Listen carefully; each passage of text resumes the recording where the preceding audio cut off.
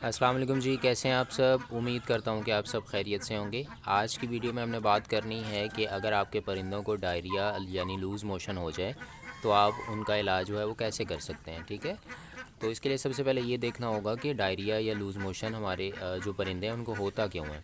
Diarrhoea की दो main वजूहात हैं जो मैं समझ सका हूँ। एक उसमें ये है कि आपके केजेस की सफाई नहीं होती, उसमें जो बैक्टीरियल जरासूमें हैं वो परवरिश पाते हैं, और जब जानवर ज़मीन से कोई चीज़ उठा के खाता है तो उसके मुंह के ज़रिए से वो बैक्टीरिया उसके जिस्म में दाखिल होते हैं और जो है वो डायरिया का बायस बनते हैं। ठीक है, बेसिकली जो जरासूमें हैं उनको कदरे नमी वाली जगह चाहिए होती है परवरिश पाने के लिए। तो जब ये बीटें करते हैं, हम प्रॉपर सफाई नहीं करते, तो वो नमी वाली जगह में जो है वो जरासीम पैदा होते हैं, और जब जानवर ज़मीन से कुछ खाता है तो जो है उनको डायरिया में मुब्तला कर देता है। दूसरी मेन वजह ये है कि दिन और रात के जो दर्जा हरारत हैं उनमें बहुत ज़्यादा फ़र्क हो जाता है। आजकल के दिनों में दिन में अच्छी खासी जो है वो गर्मी होती है, टेम्परेचर फॉर एग्ज़ाम्पल अगर 35 पे जा रहा है तो रात को टेम्परेचर काफ़ी गिर जाता है, वो 25 पर आ जाता है।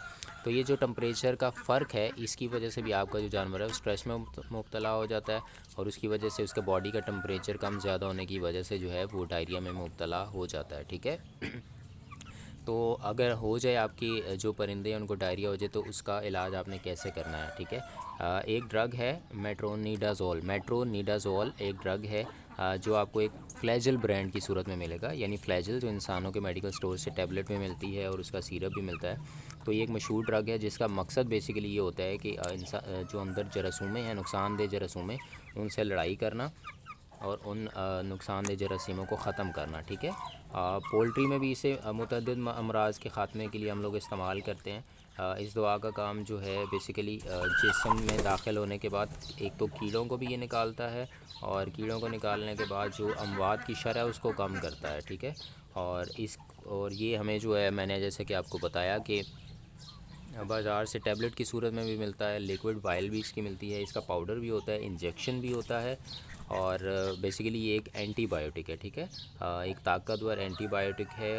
ये इस्तेमाल होता है लूज़ मोशन में, उसके अलावा खूनी पेचस में, सांस का मसला हो जाए, गले से खर खर की आवाज़ आने लग पड़े, खाने में कम दिलचस्पी ले अगर आपका परिंदा, और ख़राब हाजमे जैसे मसाइल जो है ना उसमें ये मुफीद होता है। ठीक है, तो लूज़ मोशन मैंने जैसे कि आपको बताया कि नुकसानदेह बैक्टीरिया जिस समय दाखिल होते हैं लूज़ मोशन की वजह बनते हैं, और जब लूज़ मोशन का आप ट्रीटमेंट शुरू में नहीं करते तो वो आहिस्ता आहिस्ता जो है ना खूनी पेचिश में तब्दील हो जाते हैं। तो बेहतर है कि जैसे ही आप देखें कि आपका परिंदा जो है वो पतली बीटें कर रहा है तो उसका इलाज फ़ौरन से कर लें। उसको फ्लैजल दे दें पानी में मिला के, या टैबलेट्स उसके डायरेक्ट उसके मुंह में भी आप डाल सकते हैं। तो इलाज में ताख़ीर करेंगे तो आपका ज़्यादा से ज़्यादा नुकसान होता रहेगा, और बजाय इसके कि जो इलाज आपकी 10 रुपए वाली गोली से होना है वो बाद में बढ़ के ज़्यादा दवाइयों के अखराजात में कन्वर्ट हो जाएगा। ठीक है, तो ये आपने बेहतर है कि इसको शुरू में काबू कर लेना है ताकि खूनी पेचिश में एक ऑक्सी में तब्दील ना हो। तो अगर आप इसमें टैबलेट इस्तेमाल करवाना चाहते हैं तो आपने देखना है कि अगर आपका बर्ड 1 kg तक का है तो एक गोली के आपने 400 ग्राम की, 400 मिलीग्राम की एक गोली होती है, तो इसको आपने 4 हिस्सों में तब्दील कन्वर्ट करना है, 4 हिस्सों में।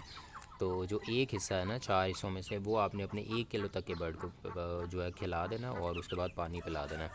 और अगर आप ये नहीं करना चाहते तो 1 किलो जो आपकी फ़ीड है उसमें एक गोली पीस के अच्छी तरह उसको शामिल करके मिक्स करके वो आप उसको ऑफ़र कर सकते हैं ताकि वो ख़ुद से खा ले। और अगर आप लिक्विड देना चाहें, यानी जो उसकी वायल होती है 400 mg की आई थिंक वो होती है, तो वो वायल जो आप देना चाहेंगे उसका एक जो चम्मच है